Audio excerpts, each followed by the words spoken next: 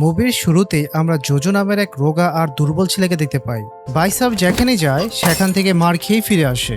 এছাড়া স্কুলেও কিছু বকাটে ছেলেপেলে মিলে সবসময় তাকে জ্বালাতন করে আর আচ্ছা মতো পেটা। এদের মধ্যে সবচেয়ে ডেঞ্জারাস হলো এই টেকু মাথার ছেলেটা, নাম তার হ্যাবাকেন। এই বাইসাবের সোশ্যাল মিডিয়ায় কোটি কোটি ফলোয়ার্স, আর সে প্রতিদিন নিজের লাইভ স্ট্রিমিংয়ে জোজোকে হুমকি দিয়ে পুরো দুনিয়ার সামনে তাকে চরম বেইজ্জতি করতে থাকে। আর সেই কাজটা করে শুধু এই জন্যই যাতে তার লাইভ স্ট্রিমিংয়ে লাখ লাখ মানুষ যুক্ত হয় আর সে আরামসে মোটা টাকা কামাতে পারে। বেচারা জোজোর স্কুলের এমন কোনো বন্ধু ছিল না যে বিপদের সময় তার পাশে দাঁড়াবে। উল্টো পুরো ক্লাসই তাকে নিয়ে সবসময় হাসাহাসি করত। কিন্তু কথায় আছে না, সময় বদলাতে বেশি সময় লাগে না।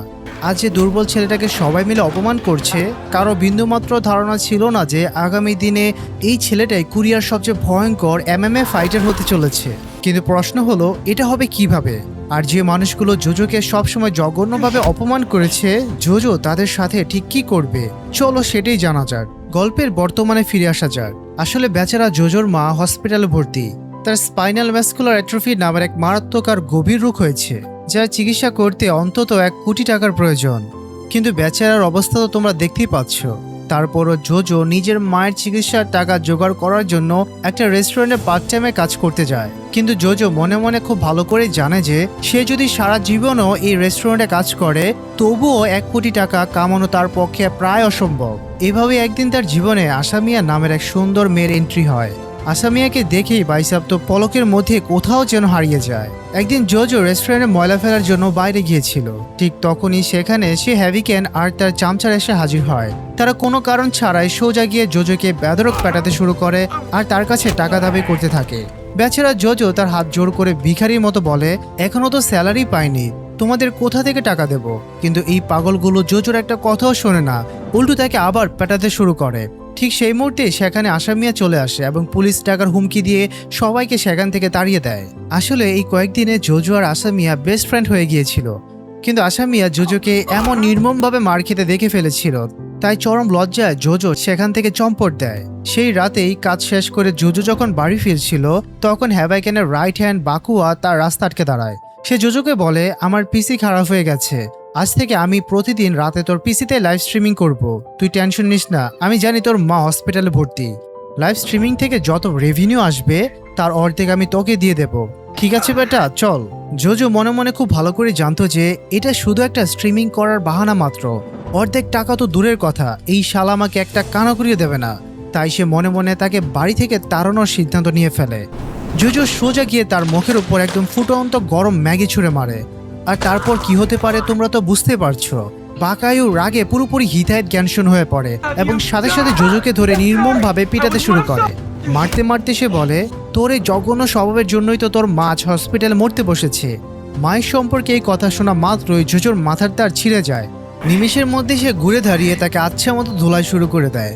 কারণ ভাই, একটা ছেলে যতই দুর্বল হোক না কেন, যেখানে মায়ের কথা আসে সেখানে একটা বিড়ালও ভাগ হয়ে যায়।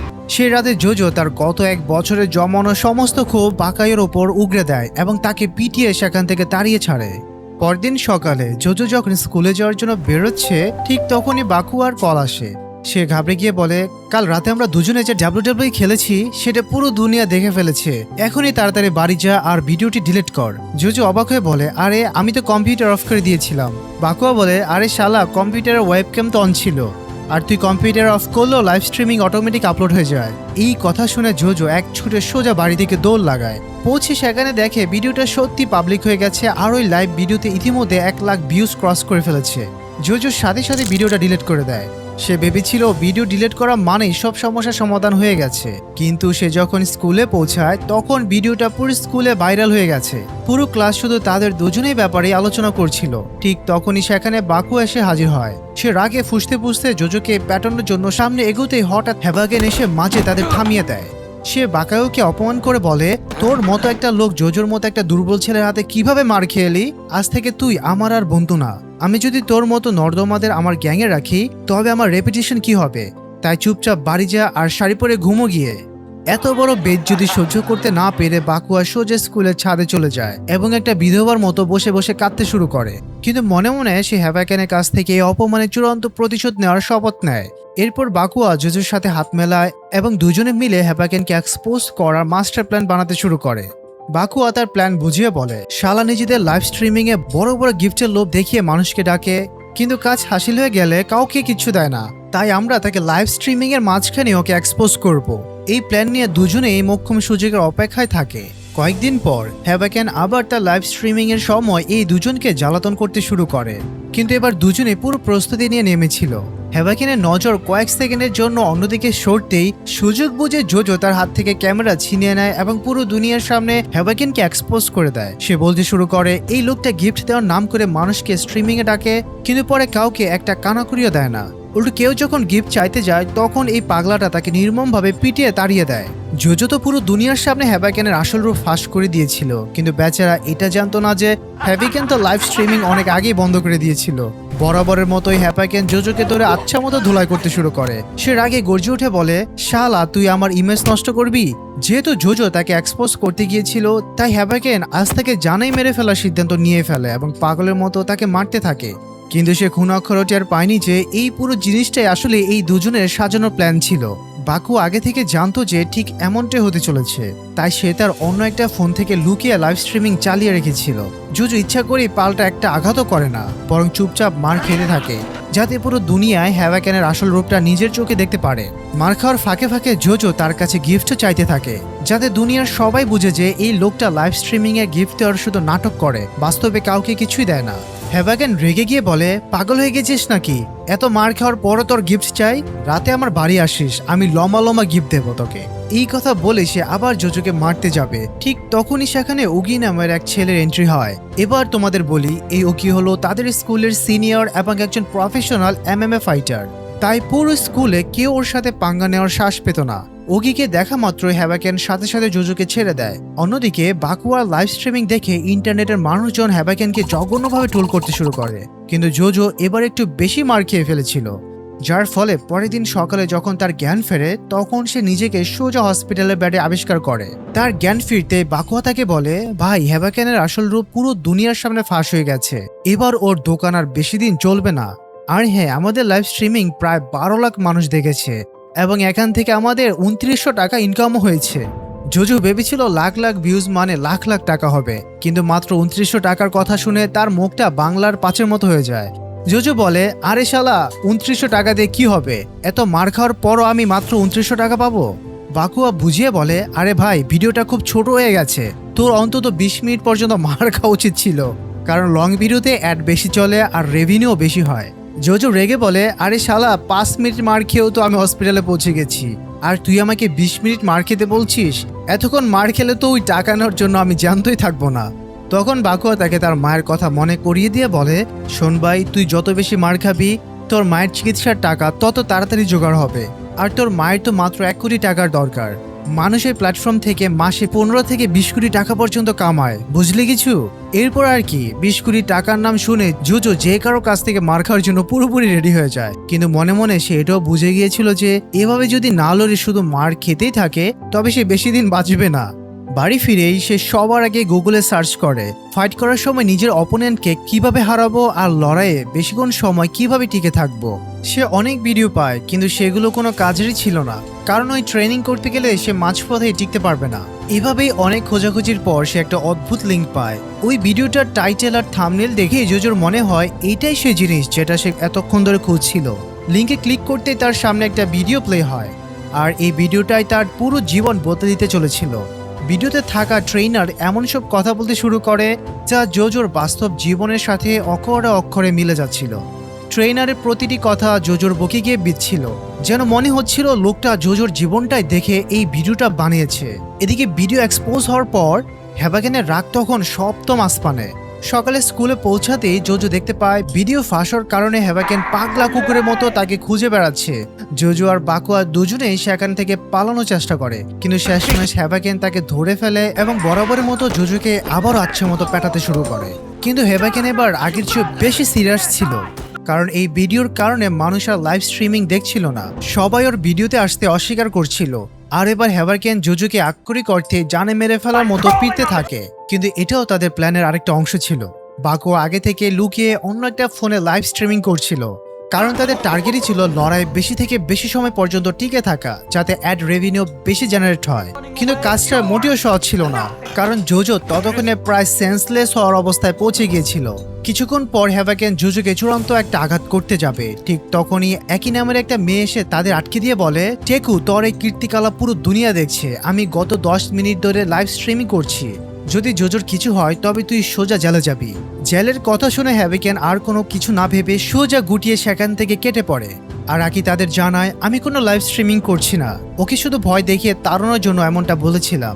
পরের দিন আমরা দেখি এত নির্মমভাবে মার খাওয়ার পরও তাদের অ্যাকাউন্টে মাত্র $300 জমা হয়েছে। আকি তখন তাদের বুঝিয়ে বলে, স্ট্রিম শেষ হওয়ার পর সেটাকে ঠিকভাবে এডিট করে রাখতে হয়, যাতে পরে যে অডিয়েন্সরা দেখবে তাদের ভিউইং এক্সপিরিয়েন্স খারাপ না হয়। তোমরা তো স্ট্রিমিং করার পর এভাবেই ফেলে রাখো, যে কারণে মানুষ ডোনেশন দেয় না আর সাবস্ক্রাইবও করে না।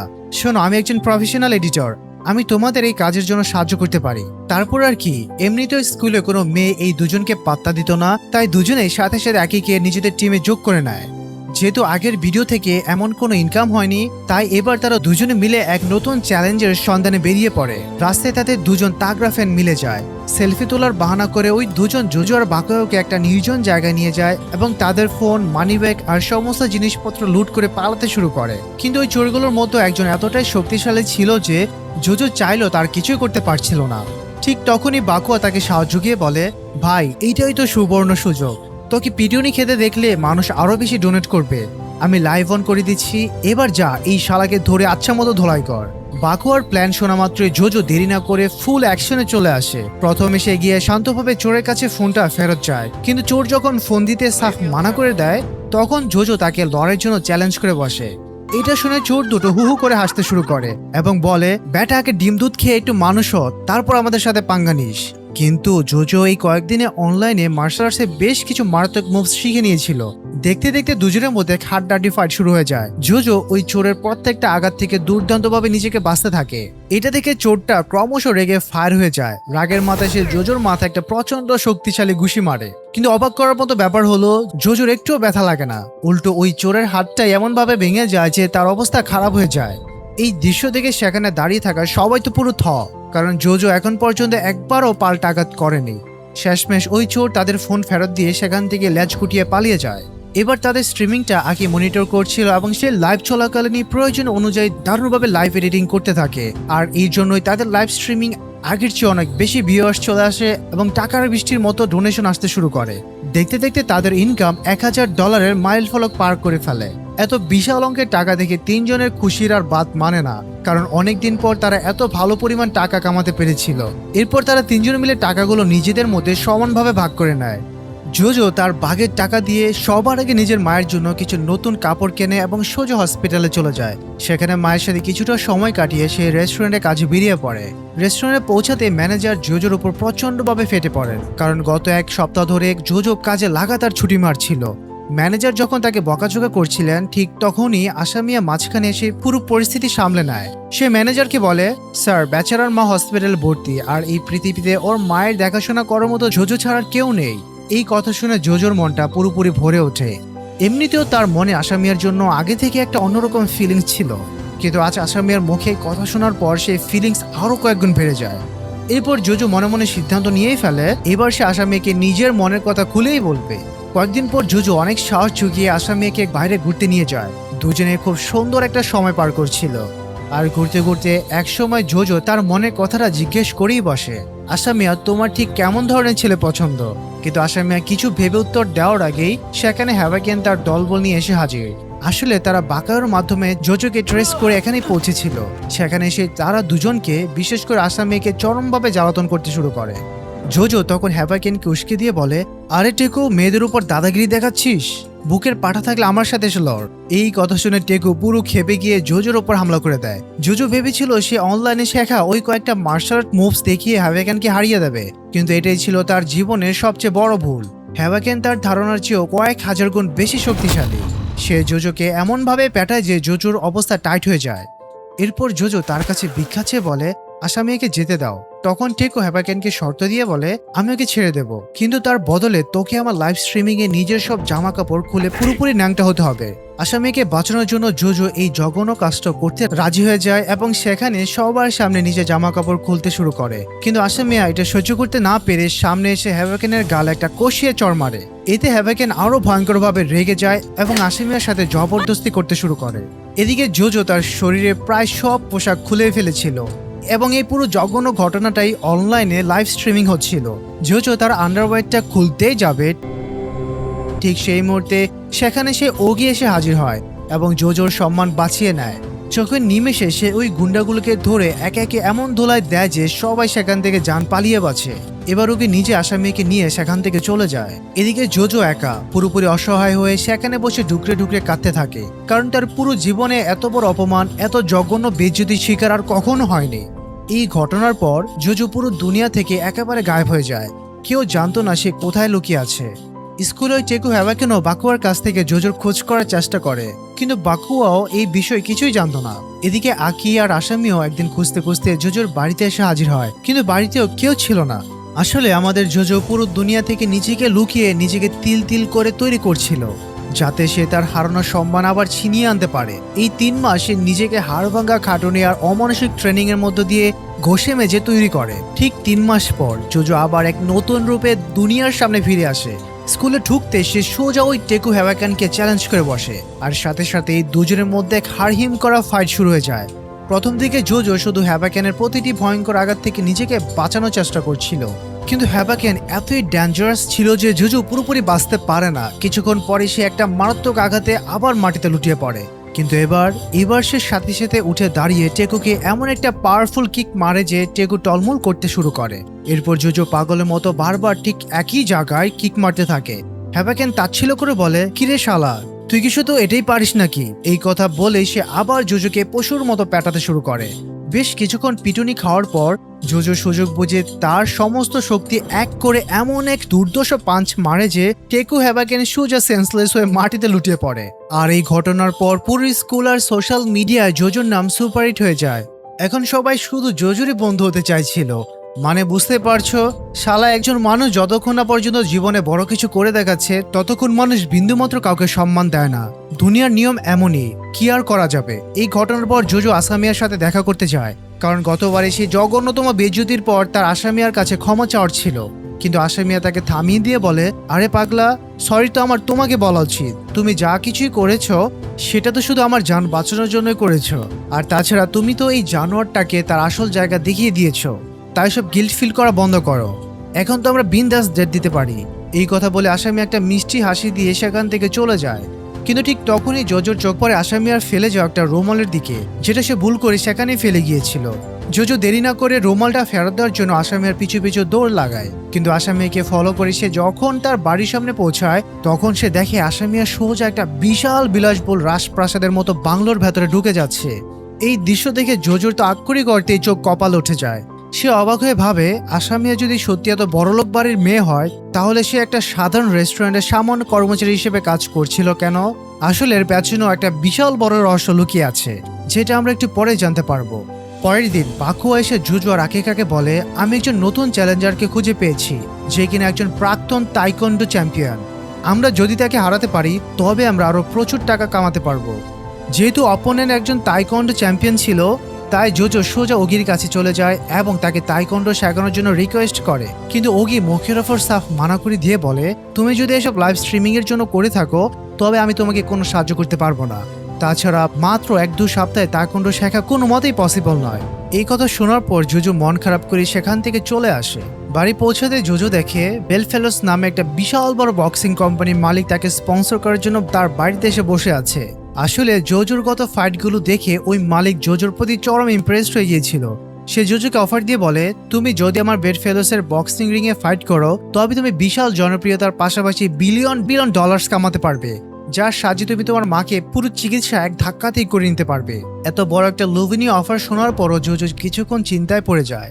তারপর সে বিনয়ের সাথে অফারটা নাকচ করে দিয়ে বলে, দেখুন স্যার, সত্যি কথা বলতে আমি এখন এর জন্য পুরোপুরি প্রস্তুত নই। আমাকে আমার কাজে আরো নিখুঁত হতে হবে। যখন আমার মনে হবে আমি এই রিংয়ে নামার যোগ্য হয়েছি তখন আমি নিজে আপনার সাথে কন্ট্যাক্ট করব। এর পরের দিনই তারা তিনজন মিলে ওই তাইকোন্ডো চ্যাম্পিয়ন হায়াতোর সাথে লড়তে পৌঁছে যায়। আসলে জোজো আগে থেকে বুঝে গিয়েছিল যে একটা খোলা ময়দানে হায়াতোকে হারানো প্রায় অসম্ভব, কারণ সে একজন প্রফেশনাল তাইকোন্ডো চ্যাম্পিয়ন। তবে ফাইট শুরু হতেই জোজো সেখান থেকে উল্টো দিকে দৌড় লাগাতে শুরু করে আর তাকে ধরতে হায়াতো তার পিছু পিছু ছুটতে থাকে। এই পালানোটাও আসলে জোজোর একটা মাস্টার প্ল্যানের অংশ ছিল। দৌড়াতে দৌড়াতে জোজো হায়াতোকে সোজা একটা পাবলিক বাথরুমের ভেতরে নিয়ে যায়। তোমরা তো ভালো করেই জানো তাইকোন্ডো ফাইটারদের কিক মারা আর তাদের মুভমেন্ট বেশ বড়সড় খোলা জায়গায় প্রয়োজন হয়, কিন্তু এই বাথরুমের জায়গাটা ছিল একদম ঘিঞ্জি আর ছোট, যার ফলে হয়তো তার পুরো শক্তি আর টেকনিক এখানে কোনোভাবেই ব্যবহার করতে পারছিল না। আর এটাই ছিল জোজোর আসল ট্রাম্প কার্ড। ইতিমধ্যে বায়াকো তার লাইভ স্ট্রিমিং অন করে দেয়। তারপর বাথরুমের ছোট্ট জায়গার মধ্যে দুজনের মধ্যে এক রক্তগরম ফাইট শুরু হয়ে যায়। যেহেতু হায়াতো একজন প্রফেশনাল তাইকোন্ডো চ্যাম্পিয়ন ছিল, তাই জোজোর জন্য এই ফাইটটা মোটেও সহজ ছিল না। হায়াতো জোজোকে এমনভাবে পেটাতে শুরু করে যে জোজো প্রায় মৃত্যুর মুখে ঢলে পড়ার উপক্রম হয়। কিন্তু তারপর আমাদের জোজো হার মানার পাত্র নয়, সে মোক্ষম সুযোগের অপেক্ষায় থাকে। সুযোগ পাওয়া মাত্রই জোজো হায়াতোর একটা মারাত্মক কিক থেকে নিজেকে বাঁচিয়ে সোজা তার ঘাড় জাপটে ধরে ঘাটটাকে এমনভাবে লক করে দেয় যে দম বন্ধ হয়ে হায়াতো ওখানেই সেন্সলেস হয়ে যায়। আর এভাবেই জোজো একজন তাইকোন্ডো চ্যাম্পিয়নকে মাটিতে মিশিয়ে দেয়। যেহেতু এবার তাদের লাইভ স্ট্রিমিং এর ডোনেশন একদম বৃষ্টির মতো এসেছিল এবং ভিউজও হয়েছিল ফাটাফাটি, তাই এবার তাদের ইনকাম 17 লাখ টাকার ফিগারে ছুঁয়েছিল। এই অঙ্কটা দেখে তিনজনের তো আগ্রহী করতে মাথা খারাপ হয়ে যায়। শুধু তাই নয়, তাদের চ্যানেলও নিমিষের মধ্যে 1 মিলিয়ন সাবস্ক্রাইবারের মাইল ফলক পার করে ফেলে। কিন্তু যেখানে একদিকে জোজোর জীবন পুরোপুরি বদলে যাচ্ছিল, ঠিক সেখানে অন্যদিকে আসামিয়ার জীবন বিশাল এক জ্বর উঠতে চলেছিল। একদিকে আসামিয়ার বাবার কানে খবর পৌঁছে যায় যে তার মেয়ের সাথে একটা গরিব ছেলের চক্কর চলছে। তিনি চরম রেগে গিয়ে আসামিয়াকে শাসিয়ে বলেন, যদি তোর এই বাড়িতে থাকার ইচ্ছে থাকে তবে আজ থেকে এই ফকিন্নির ছেলের সাথে মেলামেশা বন্ধ কর, নাহলে আমি তোকে এই বাড়ি থেকে গাড় ধাক্কা দিয়ে বের করে দেব। তখন আসামিয়া এক কঠিন শর্ত দিয়ে বলে, আপনি যদি সত্যি চান আমি ওর সাথে কখনো দেখা না করি, তবে আমাকে প্রমিস করুন যে আপনি জোজোর মায়ের পুরো চিকিৎসার খরচ নিজে বহন করবেন। কিন্তু তার বাবা এই কথার কোনো উত্তর না দিয়ে সে চুপচাপ সেখান থেকে চলে যান। পরের দিন জোজো যখন রেস্টুরেন্টে কাজে আসে তখন সে আসামিয়াকে কোথাও দেখতে পায় না। ম্যানেজার তাকে জানায়, আসামিয়া তো 2 দিন আগে চাকরি ছেড়ে দিয়েছে। আসলে ওর বাবা তোমাদের দুজনের চক্করের কথা জেনে গেছে। এই কথা শোনা মাত্রই জোজো পাগলের মতো আসামিয়ার সাথে কন্ট্রাক্ট করার চেষ্টা করে, কিন্তু কোনো রেসপন্স পায় না। বেচারা রাতে আসামিয়ার বাড়ির সামনে গিয়ে হাজির হয়। আসামিয়া তখন জানালার আড়াল থেকে লুকিয়ে লুকিয়ে জোজোকে দেখছিল, কিন্তু তার তো কিছুই করার ছিল না। সে তার বাবার কাছে প্রমিস করেছিল যে সে জোজোর সাথে আর কোনোদিন দেখা করবে না। এদিকে জোজো মনের গভীর এটা খুবই ভালোভাবে বুঝতে পেরেছিল যে আসামি আর তার মধ্যে আকাশ পাতাল তফাৎ। তাই সে ওই রাতেই শপথ নেয় যেভাবেই হোক সে একদিন দুনিয়ার সবচেয়ে ধনী মানুষ হয়ে দেখাবে। এরপর জোজো তার 2 পার্টনারকে সাথে নিয়ে সোজা ওই বেডফেলোস কোম্পানির মালিক কুয়াতার কাছে গিয়ে পৌঁছায়। বাকুয়া ম্যানেজার কুয়াতাকে বলে, স্যার আমরা এখন রেডি। জোজো এখন আপনার বক্সিং রিংয়ে যে কারোর সাথে লড়তে প্রস্তুত, কিন্তু এর বদলে আমাদের প্রচুর মোটা অঙ্কের টাকা দিতে হবে। কিন্তু কুয়াতা একটা শয়তানি হাসি দিয়ে বলে, আমি জোজোকে আগে অফার দিয়েছিলাম, কিন্তু সে প্রথমবারে আমার অফার রিজেক্ট করে দিয়েছিল, তাই এখন আমার মন বদলে গেছে। তোমাদের তো শুধু টাকাই দরকার, তাই না? তাহলে তোমাদের এই ভাইরাল হিট চ্যানেলটা আমার কাছে বিক্রি করে দাও না কেন? আমি এর জন্য তোমাদের অনেক টাকা দিতে প্রস্তুত।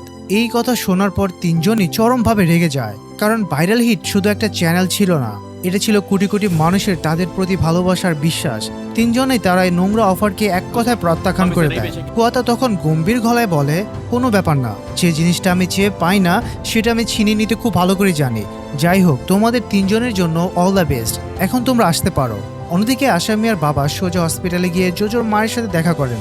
তিনি চরম অপমান করে বলেন, আপনার ওই বকাটে ছেলের কারণে পুরো সোশ্যাল মিডিয়া আমার মেয়ের বদনাম হচ্ছে। আমার কলিগরা আমাকে খোঁটা দিয়ে জিজ্ঞেস করে, তোমার মেয়ে এমন একটা লাফাঙ্গার সাথে কিভাবে ঘুরছে? আমি আপনাকে রিকোয়েস্ট করছি আপনার ছেলেকে বোঝান এবং আমার মেয়ের থেকে দূরে থাকতে বলুন, না হলে আমি আপনার ছেলের বিরুদ্ধে চরম অ্যাকশন নিতে বাধ্য হব। জোজোর মা অত্যন্ত লজ্জিত হয়ে বলেন, সরি স্যার, আমার ছেলে যে বাইরে এসব করছে তা আমি আজকেই প্রথম জানলাম। ভিডিওগুলো দেখার পর জোজোর মা সত্যি চরমভাবে ভেঙে পড়েন এবং লজ্জিত হন। আসামিয়ার বাবার সাথে কথা বলে নিজের কেবিনে ফেরার পথে জোজোর মা হসপিটালে সেন্সলেস হয়ে মাটিতে লুটিয়ে পড়েন। ডক্টর সাথে সাথে জোজোকে ইমার্জেন্সি কল করে ডেকে পাঠান এবং বলেন, তোমার মায়ের অবস্থা এখন খুবই ক্রিটিক্যাল। যদি তুমি খুব তাড়াতাড়ি অপারেশন করাতে না পারো তবে তুমি তোমার মাকে চিরতরে হারাবে। ইনফেকশন শরীরের ভেতরে খুব দ্রুত ছড়িয়ে পড়ছে, আর এখন চিকিৎসার জন্য অন্তত 1 কোটি টাকা লাগবেই। 1 কোটি টাকা শোনা মাত্রই বেচারা জোজো ভেতর থেকে পুরোপুরি ভেঙে টুকরো টুকরো হয়ে যায়। এখন তো 40 লাখ টাকাই জোগাড় হয়নি, এত কম সময়ে সে 1 কোটি টাকা কোথা থেকে আনবে? সে ভারাক্রান্ত হৃদয়ে মায়ের সাথে দেখা করতে যায়। তার মা মুচকি এসে বলেন, আমার সাথে দেখা করতে তোর শ্বশুর মশাই এসেছিলেন, তোর নামে অনেক নালিশ করে গেছেন, কিন্তু তাতে আমার কিচ্ছু যায় আসে না। আমি তো জানতামই না যে পুরো দুনিয়ার মানুষ আমার ছেলেকে দেখে। আমার ছেলে বাইরে এতটা জনপ্রিয়, তুই আমাকে এই কথাটা আগে কেন বলিসনি বাবা? যাই হোক, যা হওয়ার হয়েছে। আমার ছেলে এখন অনেক বড় হয়ে গেছে, আমি এবার হাসি মুখে এই দুনিয়া থেকে বিদায় নিতে পারবো। মায়ের মুখে এমন কথা শুনে জোজো ডুকরে ডুকরে কাঁদতে থাকে। হসপিটাল থেকে বেরোতেই জোজোর মাথায় যেন আকাশ ভেঙে পড়ে। সে জানতে পারে তাদের সাধের ভাইরাল হিট চ্যানেলটা ওই কুয়াতা হ্যাক করে পুরোপুরি নিজের দখলে নিয়েছে। এই খবর শোনা মাত্রই জোজো রাগে অন্ধ হয়ে সোজা কুয়াতার ডেরায় গিয়ে হাজির হয়। সে কুয়াতাকে সরাসরি চ্যালেঞ্জ ছুড়ে দিয়ে বলে, তুই তো এক নাম্বারের একটা জানোয়ার, এত বড় বক্সিং কোম্পানির মালিক তুই, মাসে কোটি কোটি টাকা কামাস, তারপরে তুই আমাদের সামান্য চ্যালেঞ্জটা চুরি করে নিলি। চল ঠিক আছে, আমার আর এই চ্যালেঞ্জটা চাই না। আমার দরকার তোর বক্সিং রিংয়ে তোর সাথে 1 ভার্সেস 1 ফাইট। বুকের পাটা থাকলে তুই যদি বাপের পাটা হয়ে থাকিস তবে পুরো দুনিয়ার সামনে এটা অ্যানাউন্স কর। আর হ্যাঁ, যদি ওই ফাইটে আমি জিতি তবে তুই আমার চ্যানেল তো ফেরত দিবি, সাথে তোর সেই ব্যাড ফেলাস বক্সিং কোম্পানিটাও চিরদিনের জন্য আমার নামে লিখে দিবি। প্রথমে কুয়াতা একটু চমকে গেল, নিজের অহংকারের বশে এসে এই চ্যালেঞ্জটা অ্যাকসেপ্ট করে নেয়। আর সাথে সাথে পুরো বিশ্বে এই খবর দাবানলের মতো ছড়িয়ে পড়ে যে মাত্র এক সপ্তাহের মধ্যে জোজো বেড ফেলোসের মতো বিশাল বক্সিং অর্গানাইজেশনের মালিক কুয়াতার সাথে 1 ভার্সেস ফাইটে নামতে চলেছে। শুধু তাই নয়, কুয়াতা এটাও চ্যালেঞ্জ করে বসে যে সে যদি ম্যাচটা হেরে যায় তবে সে তার পুরো কোম্পানি জোজোকে দিয়ে দেবে। এই খবরটা বাইরে আসতে পুরো ইন্টারনেটে রীতিমতো বিস্ফোরণ ঘটে যায়। কিন্তু চ্যালেঞ্জটা তো জোজো রাগের মাথায় দিয়ে দিয়েছিল। কিন্তু আসল প্রশ্ন হলো, সে ওই রিংয়ে কুয়াতার সামনে টিকবে কিভাবে? যাকে সে চ্যালেঞ্জ করেছে সে কোনো সাধারণ রাস্তার গুন্ডা ছিল না, আর না ছিল কোনো সাধারণ বক্সার। কুয়াতা যার সাথে ফাইট করত তাকে সে জ্যান্ত রিংয়ের বাইরে যেতে দিত না। মনে মনে জোজো এই কথাটা খুব ভালো করেই জানতো, তাই সে বক্সিং শেখার জন্য পাগলের মতো বিভিন্ন জায়গায় হাত পা মারতে শুরু করে। কিন্তু কুয়াতার ভয় কেউ তাকে ট্রেনিং দিতে রাজি হচ্ছিল না। ঠিক সেই মুহূর্তে তার কাছে আকিলের একটা কল আসে। আকি তাকে নিজের বাড়িতে ডেকে নিয়ে গিয়ে এক চরম সত্যির মুখোমুখি করে। সে বলে, জোজো, তুমি অনলাইনে যার ভিডিও দেখে দেখে এতগুলো ফাইট জিতেছ, সেই ট্রেনার আর কেউ নয়, স্বয়ং আমার বাবা। এই কথা শোনা মাত্রই জোজোর তো আক্ষরিক অর্থে ঘাম ছুটে যায়। সে জানতে পারে আকির বাবা আমেরিকার ইউএফসিতে একজন বিশ্বমানের এমএমএ ফাইটার ছিল। এরপর জোজো আর এক মুহূর্ত নষ্ট না করে সরাসরি আকির বাবার কাছে অমানসিক ট্রেনিং নিতে শুরু করে। এক সপ্তাহের হাড় ভাঙ্গা, রক্ত ঘাম জড়ানো ট্রেনিং এর পর জোজো বক্সিং এর বেশ কিছু মারাত্মক কৌশল শিখে নেয়। কারণ তোমরা তো জানোই, মার্শাল আর্টসের মতো কঠিন একটা বিদ্যাকে মাত্র এক সপ্তাহে কখনো পুরোপুরি মাস্টার করা যায় না। অবশেষে চলে আসে সেই মহা ম্যাচের দিন। পুরো বিশ্বই ডেথ ম্যাচের জন্য অধীর আগ্রহে স্ক্রিনের সামনে বসেছিল। আর এরই সাথে শুরু হয়ে যায় দুই যোদ্ধার মধ্যে রিংয়ের প্রথম রাউন্ড। ফাইট শুরু হতেই জোজো তার সর্বোচ্চ চেষ্টা করতে থাকে অন্তত একটা পাঁচ কুয়াতার গায়ে লাগানোর। কিন্তু কুয়াতার স্পিড আর রিফ্লেক্স এতই ভয়ঙ্কর ছিল যে জোজো তার আশপাশ দিয়েও যেতে পারছিল না। উল্টো কুয়াতা এক একটা দানবীয় আঘাতে জোজোর বারবার রিংয়ের ফ্লোরে ছিটকে পড়তে থাকে। কিন্তু প্রতিবার মাটিতে পড়ার পর সে আবার নিজের মায়ের মুখটা মনে করে উঠে দাঁড়ায়। এইভাবে বেশ কিছুক্ষণ ভয়ঙ্কর লড়াইয়ের পর জোজো অবশেষে একটা সামান্য সুযোগ পেয়ে যায় এবং নিজের সমস্ত শক্তি দিয়ে কুয়াতাকে একটা ভয়ঙ্কর পাঞ্চ মারে। কিন্তু সামনে দাঁড়ানো মানুষটা কোনো সাধারণ ফাইটার ছিল না, সে ছিল একজন প্রফেশনাল দানব। তাই জোজোকে প্রতিটা সেকেন্ড বাঁচানোর জন্য চরম সংগ্রাম করতে হচ্ছিল। অবস্থা এমন একটা পর্যায়ে চলে যায় যে জোজো তাকে যতটুকু না মারতে পারছিল তার চেয়ে কয়েক হাজার গুণ মার সে নিজে খাচ্ছিল। তার পুরো শরীর রক্তে ভিজে যায়।